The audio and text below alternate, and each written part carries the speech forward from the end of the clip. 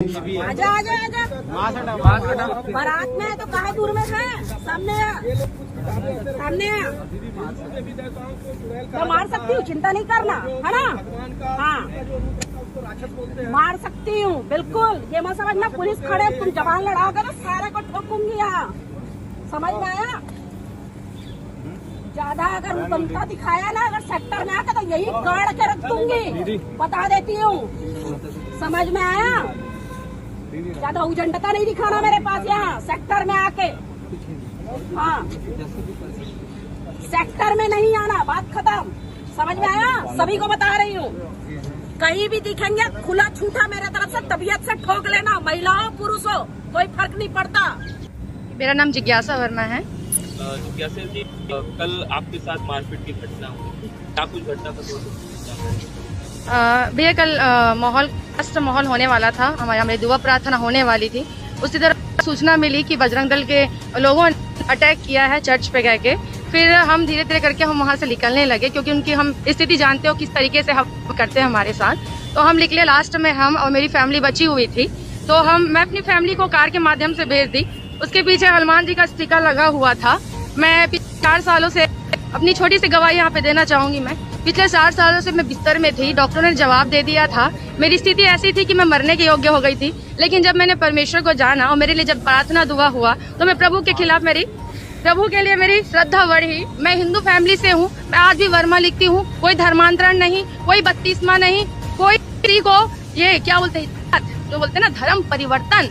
मेरा सिर्फ आत्मा बदला, मेरा जीवन बदला, मैंने कोई धर्म परिवर्तन नहीं किया। ना मेरे आत्मिक पिता ने ना उनके लोगों ने किसी को कभी फोर्स किया बत्तीसवा के लिए। मैं बहुत से चर्च में घूमी, बहुत से चर्चेस में गई, लेकिन आज तक किसी ने नहीं कहा कि तुम बत्तीसवा लो। हाँ एक लगाया गया है कि ये लोग पैसा देके धर्मांतरण करवाते हैं। अगर तुम्हारी ये सोच है कि हिंदुओं को ईसाई बनाया जाता है तो तुम भी पैसे देकर को हिंदू बनाओ ना, फिर हाँ बनाओ, फिर तुम्हारे पास भी अथॉरिटी। अगर तुम्हारी सोच है, घटना हुई मेरे कार के पीछे की स्टिकर वो देखें, कार को ठोकने की कोशिश की, कार को मारने की कोशिश किया, वो जब फड़के मैं अपनी फैमिली को जैसे जैसे भेजी। फिर मुझसे सवाल जवाब किया गया, जब तुम ये स्टिकर क्यों लगाई हनुमान जी का, तुम इसको निकाल के फेंक दो, ये कर दो वो कर दो। बोले, मैंने कहा देखो भैया ऐसा कुछ नहीं कि हम यहाँ आते तो मसीह बन गए हैं, मेरा जीवन बदला है। आज मेरे घर वाले लोग पूजा पाठ करते, मैं प्रभु को मानती हूँ, क्योंकि बचाने वाला मेरा जिंदा खुदा है, तो मैं उसको मानूंगी जिसने मेरा जीवन दिया, मेरे को जीवन दिया है ना। मैं अपने जिंदा परमेश्वर को मानूंगी। तो मैंने ये बात रखी, फिर जितने जवान थे मुझ पे लग गए,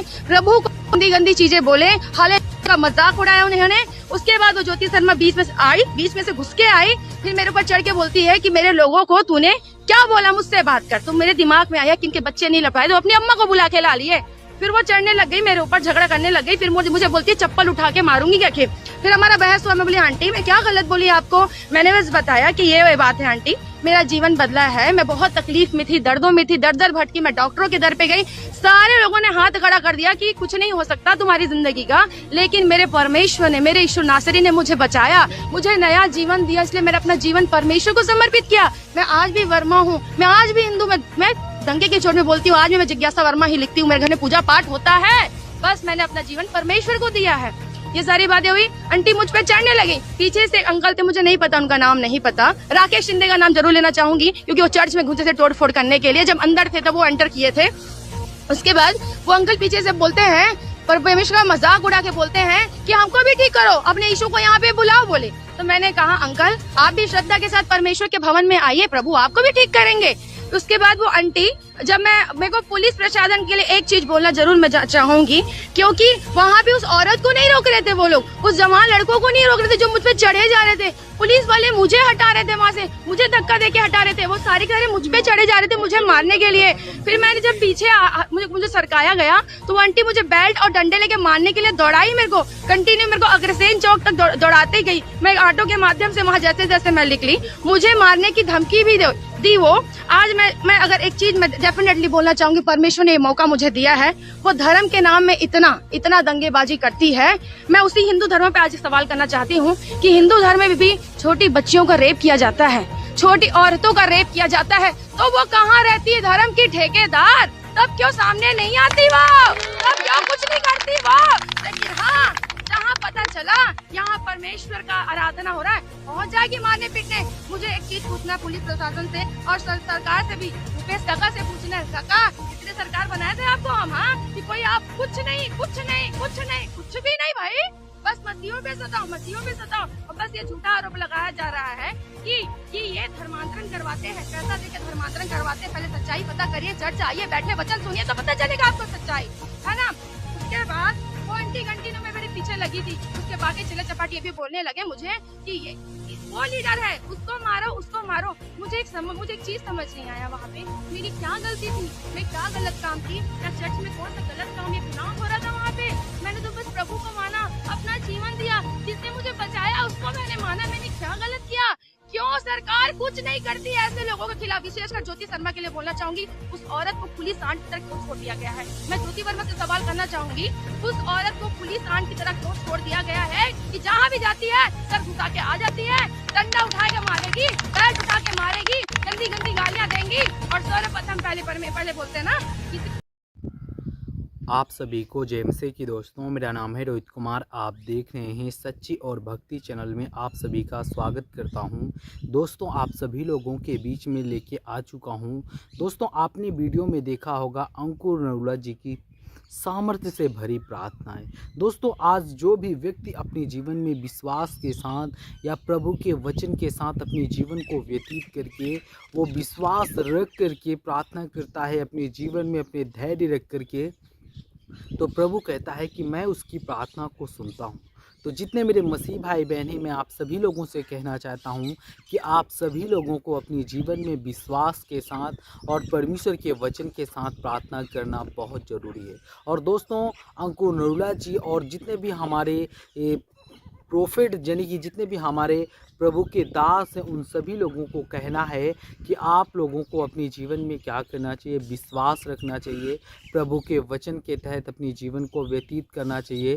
क्योंकि परमेश्वर का कहना है कि जब कोई व्यक्ति अपने जीवन में विश्वास रखता है, प्रभु के वचन के द्वारा अपने जीवन को व्यतीत करता है, तो प्रभु आपको बहुत सारी समस्याओं से और बहुत सारी दिक्कतों से आज़ाद करता है। क्योंकि मेरे प्रियो प्रभु का कहना है कि आपको क्या करना चाहिए, आशा रखना चाहिए, आपको विश्वास रखना चाहिए, आपको हमेशा प्रभु के बताए हुए मार्ग में चलना चाहिए। क्योंकि मेरे प्रियो प्रभु का कहना है कि जब कोई व्यक्ति अपने जीवन में आशा रखता है तो प्रभु उसको उसके हर एक आशा को पूर्ण करता है। इसलिए मेरे प्रियो प्रभु का कहना है कि आपको अपने जीवन में क्या करना चाहिए, आपको अपने जीवन में विश्वास रखना चाहिए, आपको अपने जीवन में परमेश्वर के प्रति लगाव रखना चाहिए, परमेश्वर के वचन को हमेशा पढ़ते रहना चाहिए। क्योंकि परमेश्वर का वचन कहता है परमेश्वर कहता है कि जब तुम मेरे वचनों को तन और मन से ध्यान से आप सुनोगे और मेरे वचनों को पढ़ोगे, मेरे वचनों का मनन करोगे, तो परमेश्वर कहता है कि बेशक मैं तुम्हारी प्रार्थना को लेट सुनूं, लेकिन परमेश्वर तुम्हारी प्रार्थना को सुनेगा और परमेश्वर तुम्हारी प्रार्थना का फल भी तुम्हें देगा। इसलिए मेरे प्रियो प्रभु का कहना है कि जब कोई व्यक्ति अपने जीवन में विश्वास रखता है, प्रभु के वचन पे चलता है, प्रभु के बताए हुए मार्ग में चलता है, तो मेरे प्रियो परमेश्वर का कहना है कि आपको विश्वास रखना होगा, आपको प्रभु के वचन पे चलना होगा। प्रभु आपको कभी भी कोई दिक्कत या मुसीबत या कभी भी कोई प्रॉब्लम नहीं आने देगा। क्योंकि मेरे प्रियो प्रभु का कहना है कि आपको अपने जीवन में क्या करना चाहिए, विश्वास बहुत बड़ी चीज़ है। विश्वास इंसान को क्या कर सकती है, इंसान को मजबूत बना सकती है, इंसान कमज़ोर इंसान को उसके जीवन में बहुत सारी समस्याओं को दूर करके उसे आज़ाद कर सकती है। तो जितने मेरे मसीह भाई बहन हैं, मैं आप सभी लोगों से कहना चाहता हूँ कि दोस्तों आप लोगों को विश्वास रखना है, आपको परमेश्वर के बताए हुए मार्ग में चलना है। तो चलिए दोस्तों कुछ वचन को पढ़ते हैं।